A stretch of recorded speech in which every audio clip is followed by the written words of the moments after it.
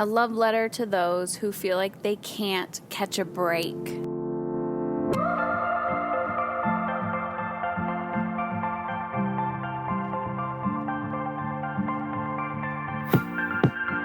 Hey ladies, today I wanted to do a quick podcast. I've been reflecting a lot lately on all of the good things that have manifested in my life.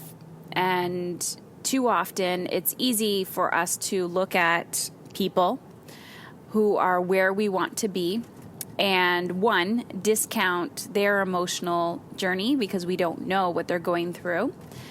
And two, not know exactly what they had to go through to get to where they are. And so I give a lot of props to people who show up in the arena, as Brene Brown calls it, the arena where you are willing to show up and get your ass kicked every single day, whether people are judging you or whether you're judging yourself, but you constantly just show up. It takes courage to be ourselves. And I just wanted to come on today and to say, I see you. And I get so many messages from you guys on Instagram telling me how, the podcast has made an impact or what you're currently going through and where you feel stuck and challenged.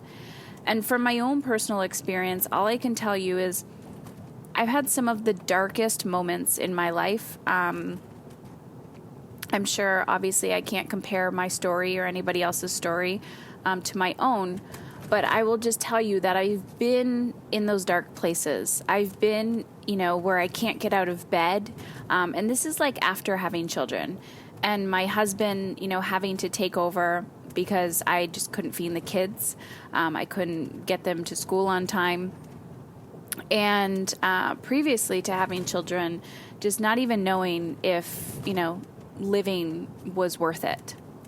So how does one get from feeling like they don't want to be alive to feeling alive every single day? And yes, it has everything to do with what I teach because I teach what I had to do. But I will tell you that the only reason why I've gotten to where I am is because of my belief in myself. And I will never, ever forget 2:00 in the morning and I'm Googling or YouTubing motivational videos and I'm listening to people just try to lift me up and I'm trying to grasp onto anything that I possibly can to give me some spark of hope because I wanted to give up. And sometimes, that spark of hope that we're seeking is within ourselves. And I remember looking at myself in the mirror and 99% of me just wanted to stop. 99% of me didn't believe in my ability. 99% of me, thought I wasn't good enough. And yet there was this 1%, this little tiny voice that would say, keep going, keep going, keep going. And I had to constantly listen to that voice. And it was that voice that would allow me to take the next right step in front of me. I didn't need to see the bigger picture. I didn't need to know where life was going to take me. I didn't know how I was going to get out of debt or if my business would be successful or if I'd ever stop yelling at my kids or if I'd ever want to, if I'd ever actually enjoy parenting. I just had to take the next right step in front of me. And because I started taking those next right steps, and not every day I would take those steps. Some days I would say, screw the world, and I'm not going to do any of this. And then other days I would take more action than I thought I could. And I started noticing connections that when I pushed myself to do things that I didn't think I was capable of doing, like signing up for a marathon or going to the gym or running to the stop sign and back or getting out of bed at 6:00 in the morning or getting out of bed at 5:00 in the morning. It's literally the compound effect of little tiny actions that you take every single day. So for those of you who need to hear it today, just know you're not alone. You're human. And part of the human experience is to experience all of the emotions, the good, the bad, and the ugly.